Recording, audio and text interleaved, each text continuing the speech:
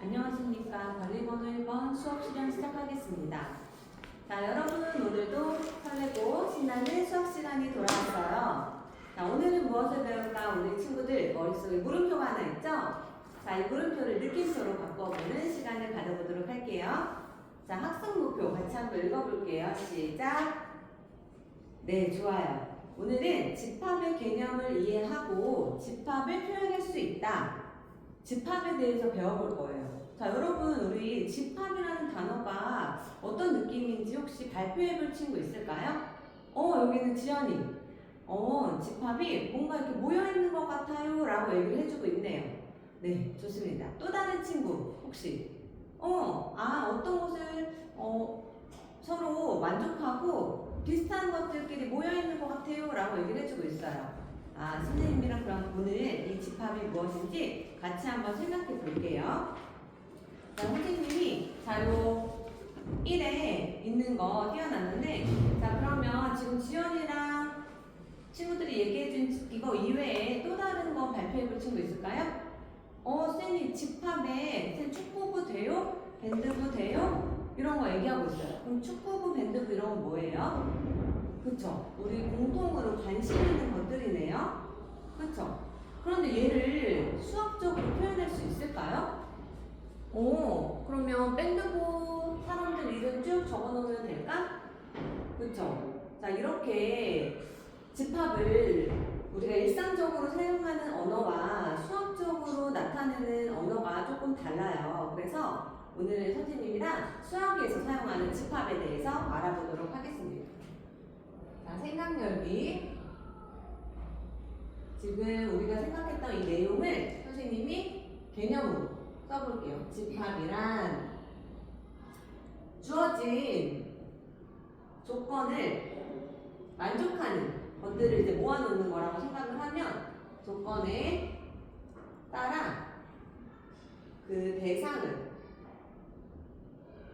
분명하게 결정할 수 있는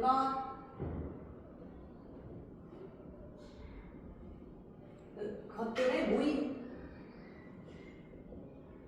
모임이라고 합니다. 자, 주어진 조건에 따라 그 대상을 분명하게 결정할 수 있는 것들이래요. 자, 그럼 방금 했던 밴드부, 축구부 이런 거는 그쵸, 우리 사람은 정해질 수 있으니까 뭔가 같을 수 있는 것 같은데 그거는 우리가 이제 수학적으로는 집합이 될 수 있다고 하지 않아요. 선생님이 예를 들어보면 유계 약수 이런 것들 생각해 볼까요? 자, 유계 약수 뭐가 있어요? 우리 성현이가 지금 얘기를 해주고 있는데 1, 2, 3, 6이 있어요 라고 얘기해 줬어요. 네, 좋네요. 자, 그러면 여기서 2는 6의 약수니까 6을 약수로 하는 집합 안에 들어간다고 얘기할 수 있을까요? 네, 맞아요. 2는 이 6이라는 약수를 집합이라고 하면 그 집합에 들어간다고 얘기할 수 있어요. 자, 그럼 이렇게 2나 또는 3이 6의 약수라는 집합에 들어가는 이것을 우리는 원소라고 할 거예요. 그래서 원소라는 용어도 같이 정리를 할 건데, 원소는 그 집합을 이루는 대상 하나하나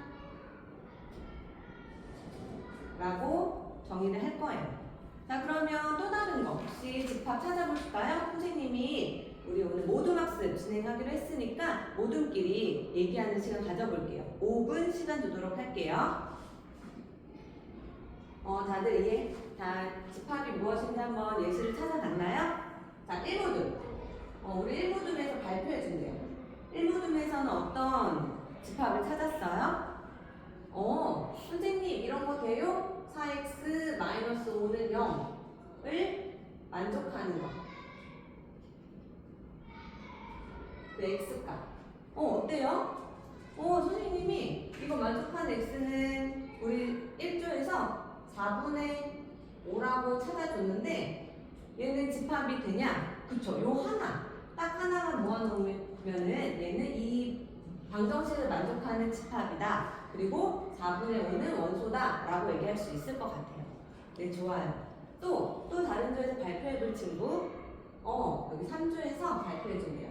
3모둠에서 발표를 해주기를 선생님 키가 큰 아이들 이런 건 어때요? 라고 물어보는데 이거는 선생님이 문제로 뒤에 가져온 거랑 이따가 같이 얘기를 해보고 3번 중에서 혹시 다른 것도 얘기해 주실 친구 있을까요? 선생님 비슷하게 12의 약수 이런 것도 찾아봤대요. 그쵸? 12의 약수 얘는 1, 2, 3, 4, 6, 12 해서 그쵸? 약수를 만족하는 애들을 모아놓으면 이것은 원소다라고 얘기할 수 있습니다.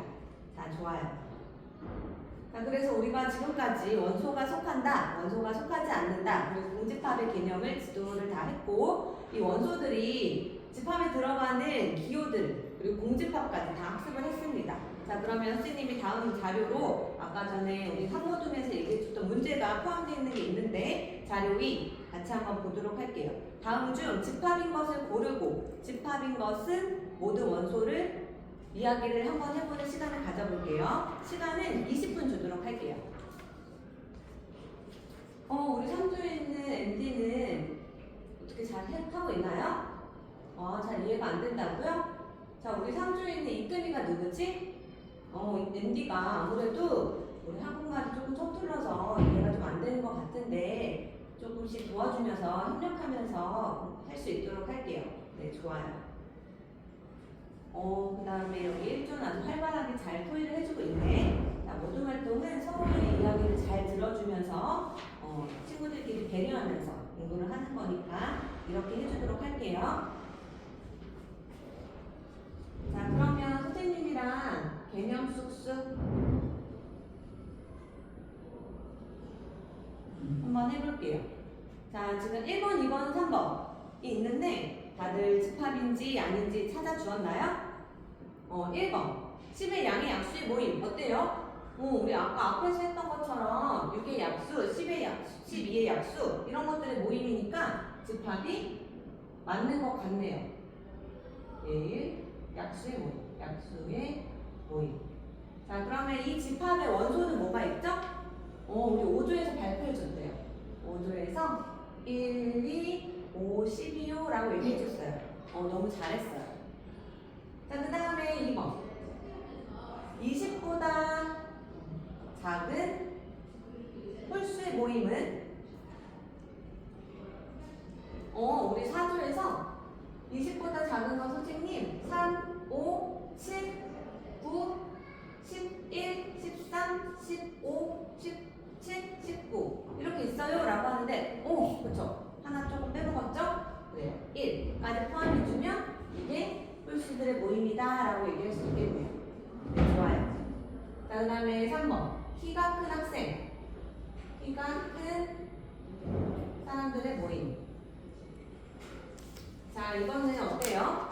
우리 아까 3조에서 선생님 이거 집합 맞지 않아요? 저희 반에 나영이도 키가 크고요 준수도 키가 크고요 상현이도 키가 커요 라고 얘기를 하고 있어요. 어때요? 이것도 우리가 키가 크니까 이걸 만족하는 것들의 모임이라고 얘기를 할 수 있나요? 그쵸? 우리 친구들은 우리 반에 있는 대상에서 키 큰 사람이 누군지 알지만 이거는 이제는 다른 우리 반이 아닌 사람들한테는 키가 큰지 아닌지 잘 모르죠. 그리고 선생님 입장에서는 나영이는 별로 안 큰 것 같아요. 네, 그래서 얘는 정확하게 우리가 분명하게 결정할 수 있는 것은 아니어서 집합이라고 말할 수가 없습니다. 자, 이렇게 집합인 것을 우리가 수학적으로 어떻게 생각을 해야 되는지 연습을 해봤으니까 이제는 표현하는 것을 함께 해보도록 할게요. 자, 이 집합을 어떻게 표현하는지 함께 배우기 시간입니다. 자, 집합을 표현하는 방법은 세 가지가 있어요. 무엇이 있냐면 원소, 나열법이 있고 조건, 제시법이 있고 벤 다이어그램 있어요. 자, 원소 나열법은 어떻게 하냐면 선생님이랑 이 10의 약수의 모임을 가지고 한번 해볼게요. 자, 원소 나열법은 중괄호 안에다가 이 약수를, 이 집합을 만족하는 약수들을 다 적는 거예요. 이렇게 1, 2, 5, 10 이렇게 적는 거예요. 자, 그런데 만약에 이 원소들이 겹치는 게 있다. 뭐 예를 들어서 우리 반 친구들이 좋아하는 숫자를 골라라 라고 했더니 2를 3명이 뽑고 3명이 이제 선택을 하고 3을 4명이 선택을 했고 5를 10명이 불렀다고 하면 이거를 집합으로 나타냈을 때 좋아하는 숫자 했을 때 이거를 2, 2, 2, 3, 3, 3, 3, 5, 5, 5 이렇게 쓰지 않고 하나씩만 중복한 것을 하나씩만 쓰는 걸로 집합을 표현할 거예요. 그래서 여기서는 2, 3, 5 이렇게만 우리 반 친구들이 좋아하는 숫자라는 집합을 표현을 할 거예요. 이렇게. 그래서 원소나열법에서는 원소가 겹치면 한 번만 써야 된다. 이것을 주의할게요. 자, 그 다음에 조건대시법은 이렇게 중괄호를 쓰는 건 원소나열법이랑 똑같은데 바를 쓰고 이 바 앞에 x를 쓴 다음에 이 x가 만족하는 조건을 뒤에다 쓸 거예요. 문장 또는 수식으로. 어떻게 쓸 거냐면 x는 10의 약수 이렇게 쓰면 되겠죠. 다들 맞나요? 저기 뒤에 있는 우리 5조에 있는 친구들도 고개를 끄덕끄덕 하네요. 네, 조건대시법은 이렇게 원소나열법을 어떤 조건으로 표현해서 나타내는 거예요. 자, 그 다음에 벤 다이어그램. 벤 다이어그램은 우리가 어떠한 원 안에다가 이 원소들을 하나씩 쓰는 거예요. 자, 그래서 어떻게 쓸 거냐? 1, 2, 5, 10이라고 쓸 거예요. 자, 그런데 주의해야 될 건 여기서도 중복돼서 쓰지 않고 그리고 점을 찍지 않습니다. 자, 숫자만 이렇게 또는 원소만 이렇게 쓰는 걸로 벤 다이어그램을 그릴 거예요. 자, 그러면 지금 이렇게 했던 이 표현들의 장점과 단점을 한번 생각해 볼까요? 선생님이 5분 시간 주도록 할게요. 한번 친구들끼리 생각을 해서 장점과 단점을 이야기해 볼게요.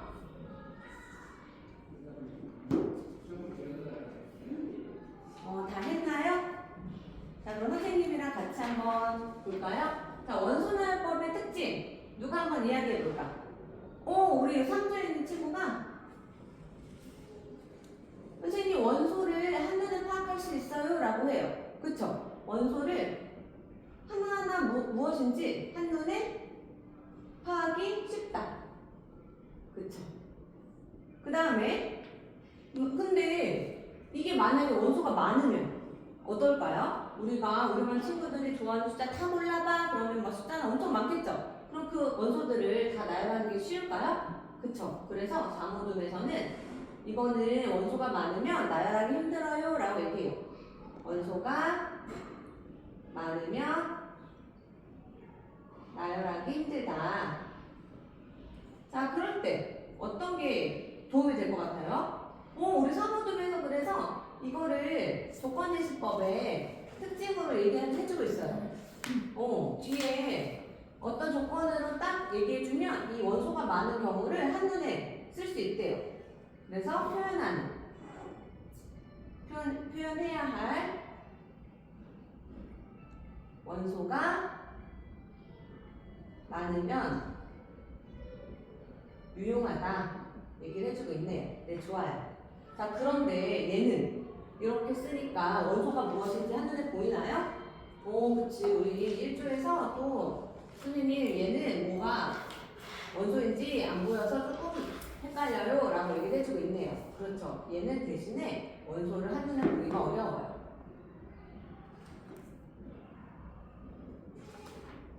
어렵다. 자, 그렇지만 또 벤 다이어그램은 어때요? 원소를 한눈에 볼 수 있다고 1번점에서 또 얘기를 해줬어요. 원소를 한눈에 파악하는 게 쉽네요. 그림으로 그려서. 그렇죠. 근데 마찬가지로 얘도 파악해야 되는 원소들이 많으면 이 그림 안에다가 다 그릴 수 있을까요? 그쵸. 그건 또 어려워요. 그래서 이모둠에서 얘는 어렵다라고 얘기해줬어요.